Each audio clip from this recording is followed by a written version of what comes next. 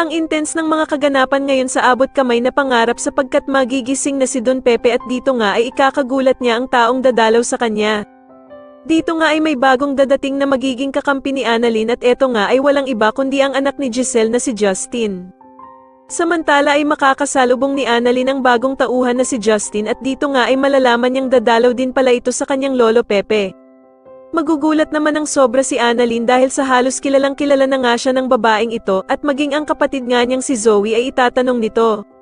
Sa kabilang banda naman habang wala pa ding malay si Don Pepe ay ikwakwento sa kanya ni Annalyn ang babaeng nakilala niya na kilala din daw si Lolo Pepe.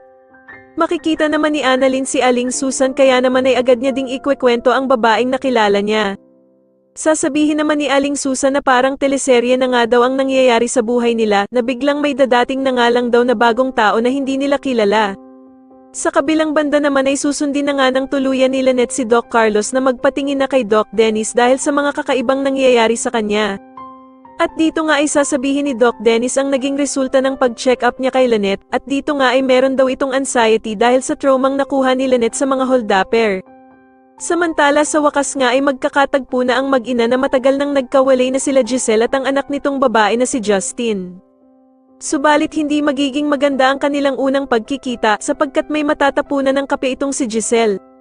Kaya naman ay sisermonan siya ni Justin at pagsasalitaan siya nito ng hindi maganda. Sa tingin niyo maging kakampi nga kaya talaga nila Annalyn ang bagong tauhan na si Justin o maging kakampi ito nila Zoe at Moira. Mas lalo na nga talagang nagiging exciting ang mga susunod na kaganapan kaya naman ay mas lalo pa nating abangan ang mas lalong gumigandang abot kamay na pangarap. Maraming salamat po sa inyong panonood at sana po ay masubscribe niyo ako. Maraming salamat po.